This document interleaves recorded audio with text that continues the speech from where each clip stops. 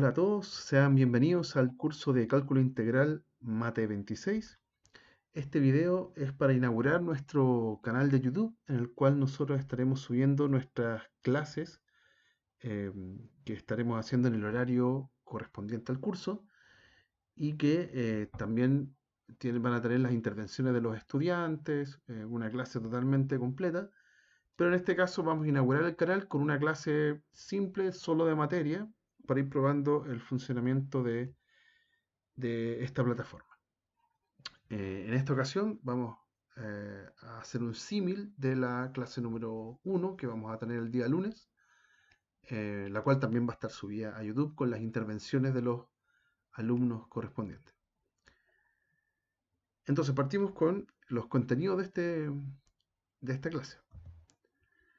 En esta clase nosotros vamos a hablar de una aplicación inversa muy importante, pero antes de llegar a nombrarla y antes de llegar a definirla, necesitamos entender que nosotros hemos hecho aplicaciones inversas desde que estábamos en el colegio, desde que estábamos en la básica, nosotros sabemos hacer aplicaciones inversas. ¿Qué quiero decir con eso? Que, eh, por ejemplo, la función suma, nosotros entendemos informalmente que tiene otra aplicación que hace totalmente lo contrario, que es la resta. Para la multiplicación tenemos la división y de ahí a medida que pasaban los años fuimos adjuntando otras operaciones más complicadas, pero que también tenían su operación contraria, su aplicación inversa. Por ejemplo, en la potencia tenemos la raíz y en el caso de la exponencial tenemos el logaritmo en la misma base de la exponencial. Y en cursos anteriores, puntualmente para ustedes en el curso Mate 11, nosotros aprendemos que para una función f, algunas de ellas tenemos permisos para definir su función inversa. ¿Cuál es el requisito para aquello? Que nuestra función sea inyectiva y epiyectiva. Entonces, ¿qué es lo que está pasando acá? Nosotros aprendimos a construir aplicaciones inversas cuando el objeto al que le estoy aplicando la función es una variable real. ¿Sí? Por ejemplo, en la suma, yo puedo tomar el x, sumarle 1, y tiene su aplicación inversa que es restarle 1. ¿Cuál es la gracia de estas dos funciones? Que cuando las compongo una encima de la otra, me devuelve el x. Si hago lo mismo con la función multiplicar por 2, la función 2x, tiene su función inversa que es dividir por 2. Lo mismo con elevar a 3, raíz versus raíz cúbica de 3, que es su operación inversa. Y el 2 elevado a x, que tiene como función inversa logaritmo en base 2 de x. Si yo las compongo, una después de la otra, nos va a devolver simplemente la variable x. Pero ¿qué pasa si uno sube un peldaño adicional? ¿Qué pasa si el objeto en cuestión no es la variable x y es una función? Entonces, de esto podríamos hablar un montón, hay cursos de esto mucho más elevados, pero nosotros nos vamos a quedar con una aplicación en el contexto de las funciones. Y esa aplicación es la derivada. Si consideramos que la derivada que habíamos definido en el curso anterior, ¿sí?, es una aplicación sobre una función, o sea, a una función yo le aplico su derivada y me devuelve otra función. ¿Sí? Incluso si nosotros pasamos de la notación prima a la notación Leibniz, esta que tiene el df de x, la podemos entender también como dA de x aplicado sobre el f. Aquí queda mucho más explícito que es una aplicación que nosotros la llamamos derivada que se está aplicando a una f. Si yo aquí le pusiera paréntesis, esto sería como una función encima de su variable independiente, que en este caso es otra función. La llamamos f. Bueno, y si entendemos que la derivada entonces es una aplicación sobre una función, la pregunta es, ¿existirá una inversa para esta aplicación derivada? ¿Tendremos algo que al componerlo con la derivada nos devuelve la f original? De eso se trata esta clase, y ese es el objetivo principal. Entonces, definición. Llamamos a una f mayúscula una antiderivada o primitiva, también es otra notación que se usa usualmente, de una función f en un intervalo i que está contenido en los reales, o sea, esto es donde, este es el dominio de mi f. Vamos a llamar a esta f mayúscula una antiderivada si es que yo la derivo y resulta mi f original. O sea, es el paso contrario. Yo no estoy buscando la derivada de mi f minúscula. Yo estoy buscando una función que al derivarla resulte mi f minúscula. ¿Sí? Aquí están las distintas notaciones. Piénsenlo como prima, piénsenlo como el dA de x, o esta notación de x que sirve más cuando pensamos en varias variables. ¿Mm? Ya, pero todas estas funciones que aparecen acá, en realidad son dos, siguen considerando el dominio que tenía originalmente nuestra función f minúscula. ¿Ya? Estamos pensando en una función que yo la derivo y me da la f minúscula. Y hay una observación muy importante. En la definición hablamos de una antiderivada en vez de la antiderivada. ¿Por qué? Porque hay muchas. Para una función x, si yo ando buscando una antiderivada, hay muchas opciones. Y vamos a ver un ejemplo a continuación. Si por ejemplo mi función fuera la 5x a la cuarta, yo ahora estoy buscando una antiderivada. Entonces estoy buscando una función que al derivarla me tiene que dar 5 por x a la cuarta. Y no es muy difícil en este caso darse cuenta que la x a la 5 hace eso. La derivo, pasa el 5 hacia adelante, bajo en 1 a la potencia, regla de la potencia al derivar, perdón. Esta función es antiderivada de esta función, pero también lo es la función x a la 5 más 3. Si yo la derivo, aplico las propiedades, separo en la suma, y la derivada del 3 de la constante es 0. Así que la derivada total de esto también da 5 por x a la cuarta. De esta forma, podría haberle sumado más 3, más 8, más pi, más la constante que se me ocurra. Así que en realidad tengo infinitas antiderivadas. Y la gran pregunta es, ¿serán todas de esa forma? El siguiente teorema responde a esa pregunta. Las antiderivadas difieren en una constante. O sea, la única distinción entre las antiderivadas de una función es que tienen una constante adicional. En el ejemplo anterior, nuestra función era x a la 5 y otra antiderivada era la misma x a la 5, pero sumándole una constante. Este teorema me dice que todas las antiderivadas tienen esa forma. Es la función más simple que encontramos, más cualquier constante que a uno se le ocurra. Veamos por qué. Seamos porfiados y supongamos que no. Esto en matemáticas nosotros lo llamamos como reducción al absurdo, por contradicción. Supongamos que no. Supongamos que efectivamente difieren, pero no en una constante, que difieran en una función. Sean f de x y g de x antiderivadas del f. Entonces vamos a suponer que el f de x es igual al g de x, pero en vez de sumarle una constante, supongamos que puede ser cualquier función. Entonces vamos a llamar a esta h de x una función real. Bueno, ¿qué pasa si tengo esta igualdad y asumo que es cierta? Yo puedo derivarla. Si la derivo todas las funciones en esta igualdad, y sabemos que el f y el g son antiderivadas del f minúscula. Por ende, cuando las derivo me tiene que dar f minúscula. Ahí está el f. Si despejo el h' que quedó acá, llegamos a que h' es 0. Entonces h es una función que yo al derivarla resulta 0. Y en el curso anterior vimos un teorema muy importante que dice que las únicas funciones que hacen eso son funciones constantes. Por ende, esta h que está acá no es cualquier función, sino que necesariamente es una función constante. ¿Sí? De esta forma, todas las antiderivadas difieren en una constante. De aquí en adelante, cuando encontremos una antiderivada, vamos a decir que la familia de antiderivadas es la misma función más una constante arbitraria. Entonces, lo vamos a concretizar en una lista de ejemplos. Nosotros no sabemos muchas derivadas, no sabemos todas las reglas de derivación que aprendimos del curso anterior. Entonces, podemos encontrar antiderivadas para algunas funciones. Por ejemplo, si mi f de x fuese la x a la cuarta, ¿cuál función yo tengo que la derivo y me da x a la cuarta?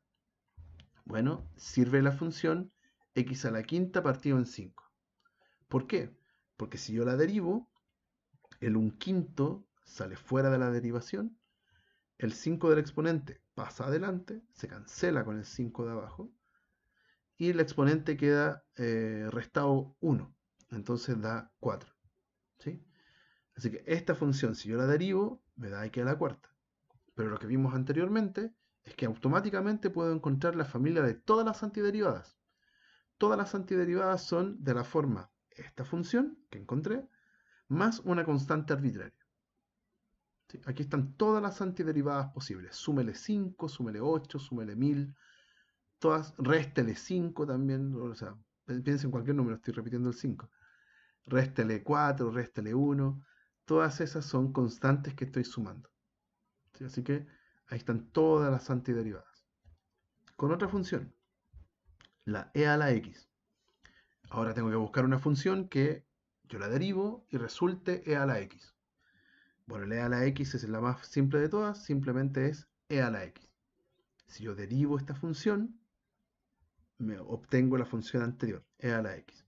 Y la familia de antiderivadas, todas las antiderivadas que cumplen eso, son la misma e a la x, pero tengo que sumarle una constante arbitraria. ¿Sí? Aquí están todas. Ahora con el coseno de x, ¿qué función yo la derivo y resulta coseno de x? Bueno, seno de x. Ahí está su antiderivada. ¿Y cuál es la familia de todas las antiderivadas?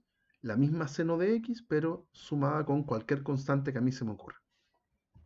Por último, una función donde la derivo y me da 1 partido en x cuadrado más 1.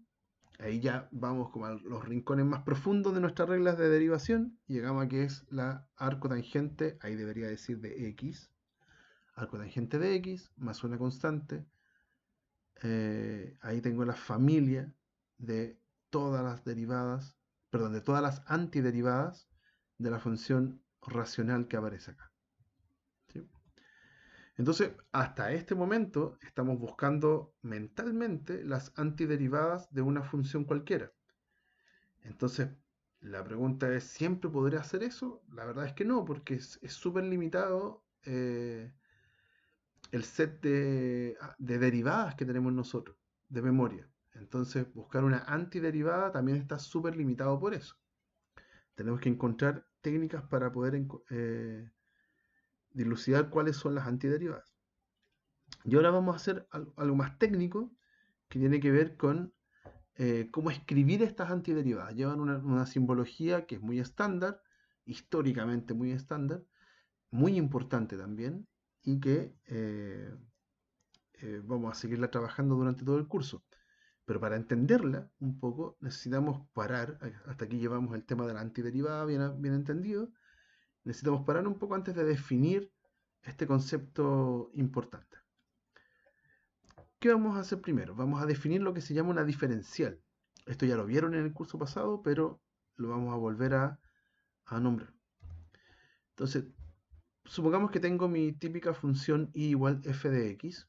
Le vamos a pedir que sea diferenciable, eso quiere decir que se puede derivar, y a un número en el dominio de la f.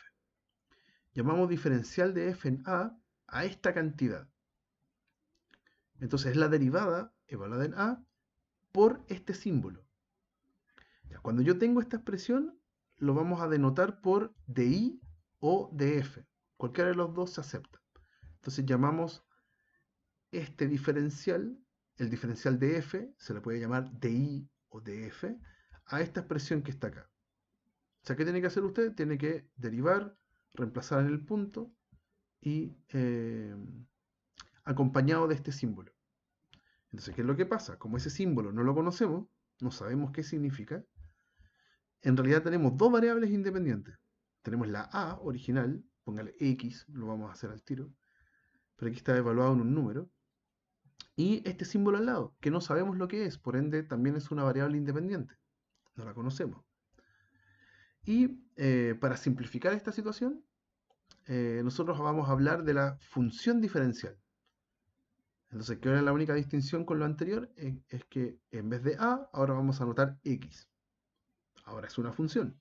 Todavía tiene dos variables. Es la x y este símbolo raro, triangulito x, delta x. Esa es la idea general. Es el nombre en realidad, cómo se llama ese símbolo.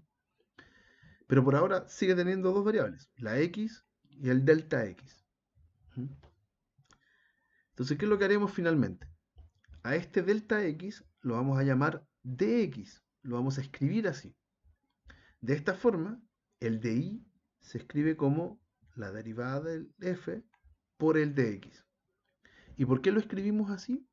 Porque lo vamos a relacionar, esto es solo notación, todavía no tiene nada de conceptos matemáticos profundos, solamente es notación.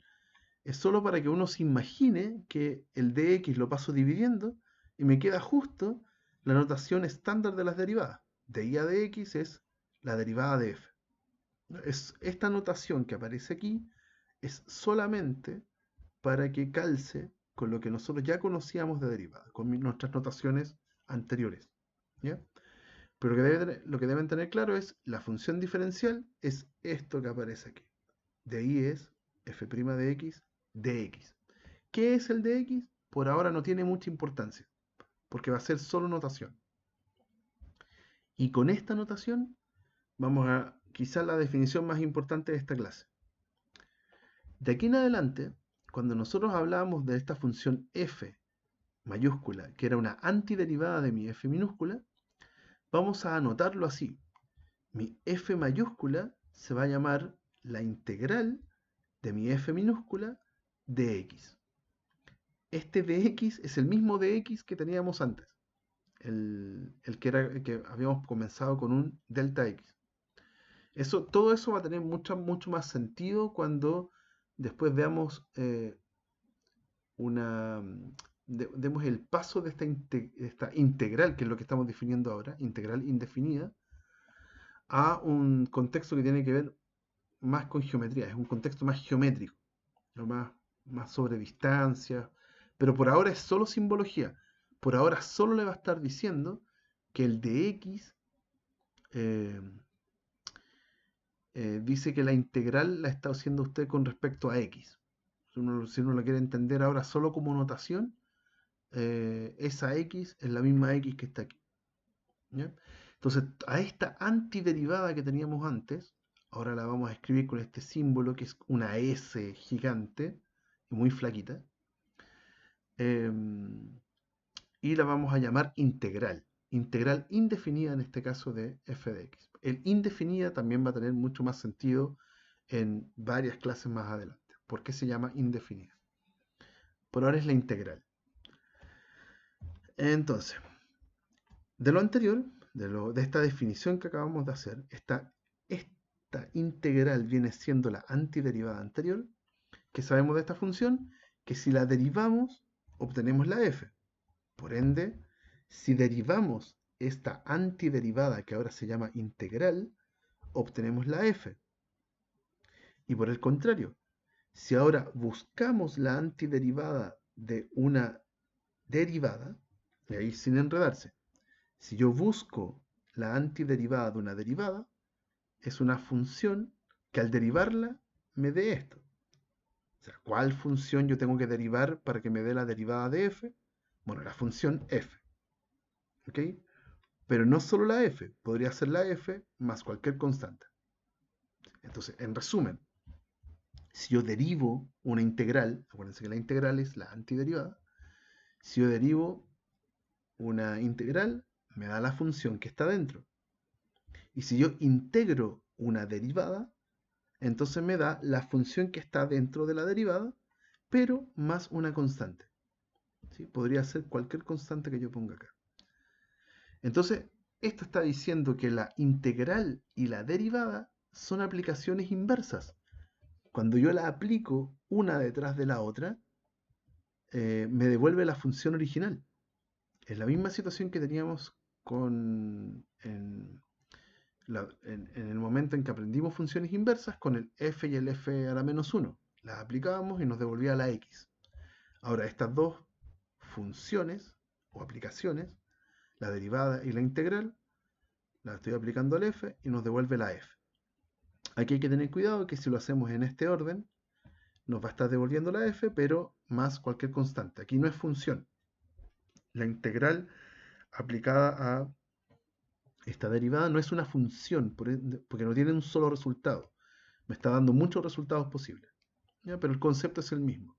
La f que estaba acá adentro es el resultado acá. Bueno, todo eso nos lleva a entender que las derivadas y las integrales son aplicaciones inversas. Y nos gustaría calcular entonces muchas integrales. Y hasta este momento, lo único que tenemos para poder calcular integrales es todo lo que sabemos sobre derivación. Por ende, todo lo que sabemos sobre reglas de derivación. Entonces, a continuación, tenemos algunas reglas de integración que nacen a partir de las reglas de derivación. Por ejemplo, si yo tengo un número real, ¿cuánto es la integral de x elevado a r? Bueno, estoy buscando una función que al derivarla me dé x elevado a r. Y esa función es esta que está acá. ¿Por qué? Porque si yo derivo esto, acá, esta es una constante que sale. Yo derivo la potencia, por ende el r más 1 pasa hacia adelante y se cancela con el r más 1 de abajo. Y el exponente baja en 1, en una unidad. Así que me queda x a la r. ¿Sí? Esta es la antiderivada del x a la r. ¿Sí? Y aquí está la función. ¿Sí? Y más c porque le puedo sumar cualquier constante y la sigo derivando y me da el x a la r de adentro. Entonces esta es una regla de la potencia. Si yo quiero integrar una potencia, le sumo 1 y lo divido en ese valor r más 1. También tenemos integrales de funciones trigonométricas más o menos sencillas. ¿Qué pasa si integro la función coseno? Yo estoy buscando una antiderivada. Entonces estoy buscando una función que al derivarla me dé coseno. Y esa función es seno, más una constante cualquiera. Si yo quiero integrar el seno, estoy buscando una función que al derivarla me dé seno. Entonces en este caso estoy obligado a poner un signo menos delante del coseno. Porque cuando yo derivo esto, el menos sale de la derivada, derivo coseno y eso es menos seno. Y con el otro menos se cancelan y resulta seno. Así que la antiderivada del seno, que ahora estamos llamando la integral del seno, es menos coseno. Y más la constante arbitraria. Siempre esa constante arbitraria va a ir pensando en que estoy buscando todas las antiderivadas posibles. ¿Cuál es la integral de secante cuadrado? Bueno, una función que yo la derivo y me da secante cuadrado. Esa es tangente de x. La integral de menos cosecante cuadrado es cotangente de x. La integral de secante tangente, secante de x por tangente de x, es secante de x. ¿Por qué? Porque yo derivo secante de x y me da secante de x por tangente de x. Todas estas son las mismas reglas de derivación que están escritas al revés, como integrales. La integral de menos cosecante de x por cotangente de x es cosecante de x. Cada una de estas funciones le sumo la constante y tengo las familias de funciones que son integrales de las que aparecen acá. Ya lo habíamos visto, si tengo la integral del e a la x, estoy buscando una función que al derivarla me dé e a la x, y es la misma e a la x. Si estoy integrando la 1 partido en x, estoy buscando una función que al derivarla me dé 1 partido en x. Y esa es la función logaritmo de x. Y aquí una pequeña observación. Aparece un valor absoluto únicamente por una razón bastante técnica, y es que el logaritmo solo acepta valores positivos. Si yo pongo acá logaritmo de menos 3, eso no tiene sentido. No existe la función logaritmo hacia los negativos. Así que cuando hacemos esta integral, nosotros simplemente escribimos el mismo logaritmo de x, pero con un valor absoluto acá en el argumento del logaritmo, para denotar que sirven solo los valores positivos. Por ahora es solo notación. no va a influir en casi nada. También tenemos las funciones que nos resultan funciones trigonométricas inversas. Y, por ejemplo, acá está la integral de esta expresión, y esta expresión es justo la derivada del arco seno. Así que el resultado de esta integral es arco seno de x. Así con todas estas expresiones. Si le pongo un menos, es la derivada del arco coseno de x. Así que si yo lo integro, me devuelve el arco coseno de x. La integral ya la habíamos visto anteriormente, 1 partido en 1 más x cuadrado. La integral de esa función es arco tangente de x. La integral de la misma función pero con un negativo es arco cotangente. La integral de esta función horrenda es arco secante de x. ¿Por qué? Porque la derivada de arco secante de x es la expresión horrenda. Y si le pongo un menos, se convierte en la integral de... Perdón, se convierte... El resultado de esta integral me lleva al arco cosecante de x porque la derivada de arco cosecante de x es esta función que está acá.